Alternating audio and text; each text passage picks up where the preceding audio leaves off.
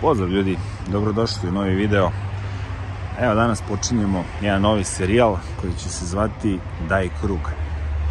Tako da ako imate želju da nam date krug, da ovako isto snimimo, provozamo vaš auto, naravno kontaktirajte me putem Instagrama koji će biti dole ili u opisu videa.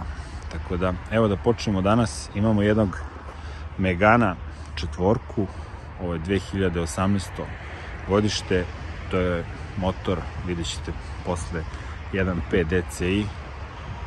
Pa onako, jedan simpatičan auto, dosta modernog izgleda, pogotovo spreda, ovako pogledajte kako su to lepo Francuzi odradili sa ovim dnevnim svetlima, integrisanim.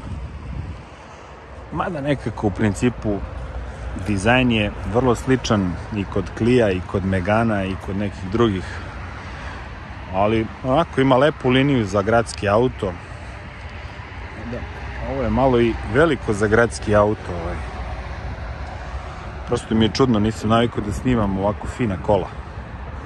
Da, ovde pozadi isto ima dosta moderno odrađene ove, kako se zovu ovi, dnevna svetla. Doduše to su i pozicije u samom tim. Tako da onako dosta lepo određen dizajn samog vozila. Obzirom da je dan, ipak se onako malčice vide ove zanimljivog dizajna, da kažemo, pozicije pozadi. Verujte mi da to baš dobro izgleda ovako noću kad ste iza ovog Megana. Sve u svemu, da ne dužimo nešto previše, ovo je idealan auto, da kažemo, za neke početnike, pošto je motor 1.5, ima valjda 109 konja, tako da možete da ga vozite. Vrlo pouzdan motor, Renault 1.5 DCI i nema tu greške. Kao i sva modernija kola, ima integrisane migavce u samim retrovizorima. Idemo malo da vidimo kako izgleda gepek koji je prilično veliki za ovaj auto.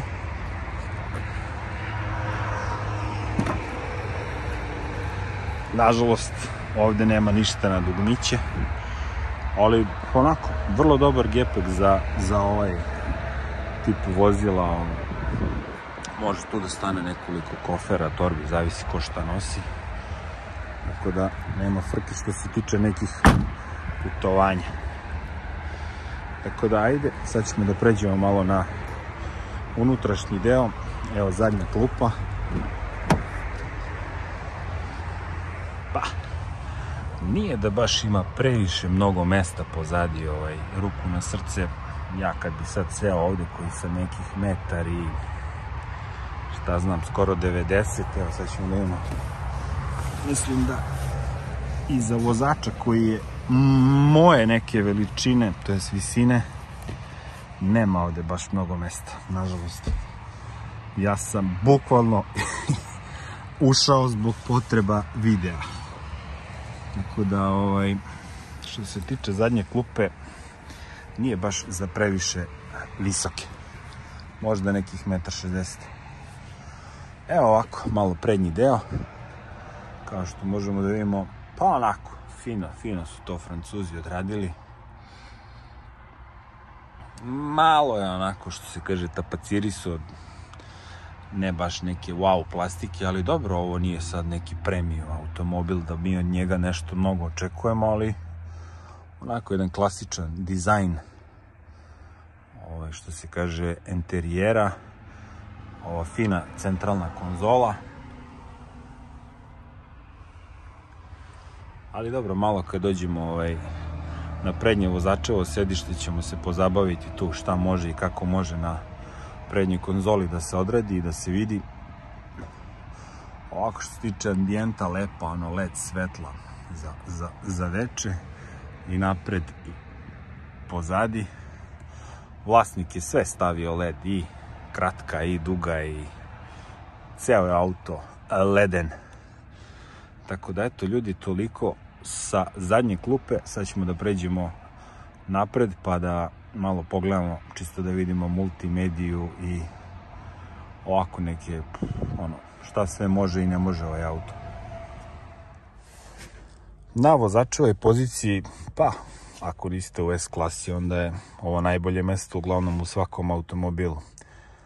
Lep, iskreno kožni volan, što se tiče Renaulta, to nema zamerke, sa komandama na volanu. Instrument tabla je onako neka klasika, analogna, iako je doduše auto 2018, ali dobro, nema veze. Ja sam iskreno više fan ovih analognih brojača nego kad je onako sve u displeju. Što se tiče same multimedije, pa imate svašta. Može tu da se sad menja šta god vam treba od navigacije, multimedije, telefona, sistema itd. Znači možete povežete ko ima iPhone, stavite Apple CarPlay, ali mora da ide preko kabla, tako da, ali dobro, nije ni to loše šta fali. Muzika se dobro čuje, ali nećemo da je slušamo, nažalost ne sme. Što se tiče ispod ovoga, ovo je ovde sve na touch, ovde imate dugmiće klime, što je po meni uvek dobra stvar, bolje da imate sve na dugme, nego da morate ovde sad po touchu da tražite gde se šta nalazi. Verujte mi, gledao sam u raznim kolima i nije to uopšte zanimljivo kad morate svaku glupost da tražite na touch screenu i da uđete u 4 menija da biste došli do nje. Od prekidača, ono što je najbitnije, samo je tu.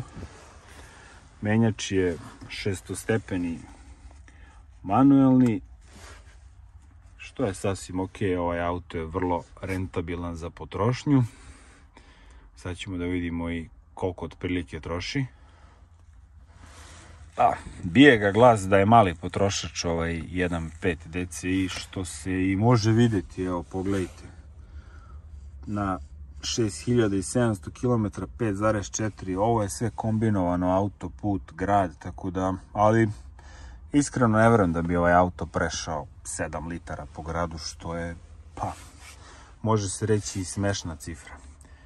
Tako da eto, što se tiče interijera, onako lepo to sve izgleda, sedišta su, pa udobno, nije ovo, da kažemo, nema kože, nema ništa, ovo je sve onako neki materijal, ali sasvim je to ok za ovu klasu automobila.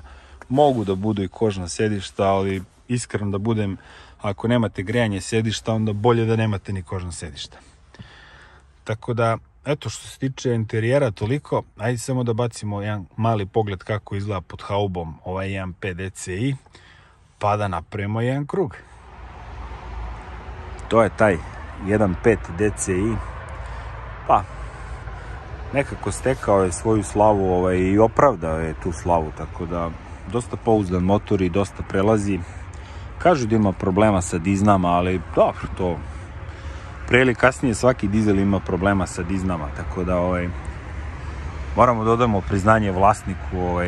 Ja stvarno nisam skoro video ovako čisto ovaj deo gde se skuplja lišće. Ajde, ima ovde nekih par sitnica, ali mislim, iskren da budem, ovako nisam skoro video ni čist motorni prostor. Obično kažu ne valja vidjeti čist motorni prostor, ali mislim da u ovom slučaju nije problem do toga da je auto neodržavan, nego prosto vlasnik voli da sve to bude lepo čisto.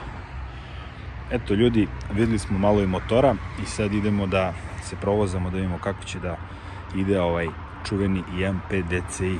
Palimo ljutu mašinu 1.5 DCI, pa da krenemo lagano u vožnju.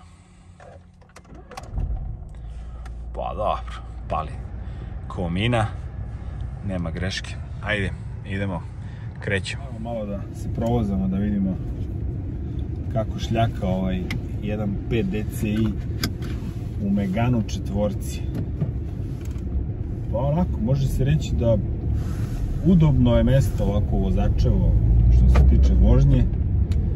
Sad, kako bi bilo na duge staze, pa deluje mi da je ok ovako na duge staze da se vozi. Evo i vlasnik klima glavom, kaže da, dobro je. Tako da, u principu fin je autić, čekaj, imamo nekog ovde nervoznog koji vozi, žuri mu se čoveku, šta ćeš. Onako fin, udoban autić, prijatno, lepo greje, obzirom da je napolje cijelih, daj Bože, 2 stepena, ne znam ni koliko ima.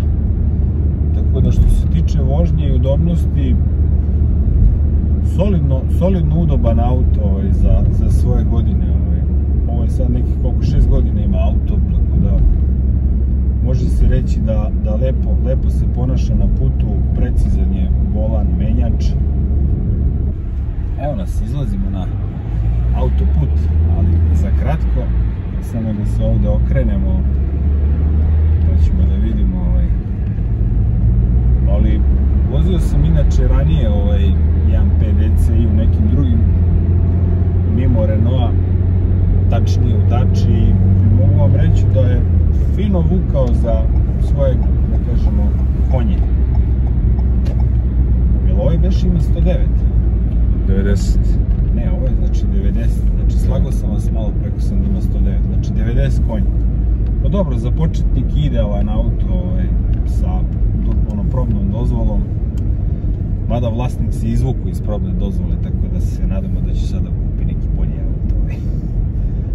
Ali što se tiče ovog 1.5, po lepo prima gas, fino je ovo Renault odradio ovako za jedan gradski auto, sasvim pristojno se ponaša na putu, udoban je, kaže vlasnik, i na duge staze. Sad ćemo malo, kad izađemo nazad na autoput, pošto smo ovde samo izašli da se okrenemo, ali dao Bog, pošto ćemo mi da skrenemo, opet su svi nervozni iza nas. Nemojte nikad biti nervozni u saobraćaju. Ko zna kakvu muku ima ovaj što vozi ispred vas i da li je na drogama ili ko zna šta je. Evo nas, idemo sad na autoput, ulazimo lagano, a fino se ponaša. Evo sad smo na nekih 70, idemo četvrta, odlično to povlači za 1.5. Vidjet ćete u nekim narednim epizodama ovog serijala neke motore 1.5 koji su turbo benzin. Nije to, verujte mi, nije to baš wow. Ali evo, oni u četvrtoj povlače, evo sad smo na nekih 100-ak, sasvim pristojno ide auto za svojih 90 konja, moglo bi se reći da ide odlično. Zapada smo za nekog kamiona, Bože me sačuvaj. Tako da, eto ljudi, što se tiče vožnje ovog Megana, sasvim pristojno udoban auto. Ne znam sad koliko su im trenutno cene, ali mislim da se kreću možda oko nekih 8-9 hiljada evra su možda sad ovi modeli oko 2018. godine, tako da što da ne, nije loš auto. Ko može recimo da kupi sebi kao prvi auto, mada bi svakako za prvi auto savjetovao nešto malo starije, jer znate kako, čupčut ćete ga negde, nešto bit će vam posle žao, tako da bolje da imate neki malo stariji auto kao prvi auto. Eto ljudi, da ne dužimo, Megan je dobar, lepo se pokazao na ovoj probnoj vožnjici. Hvala vam na gledanju i vidimo se u sledećoj epizodi sa nekim novim autom. I naravno, budite drugi i dajte nam i vi jedan krug. Već sam vam rekao na početku klipa, možete me kontaktirati na Instagramu, pa da se družimo malo, da vidimo šta vi vozite i tako. Pozdrav ljudi do narednog klipa, ćao!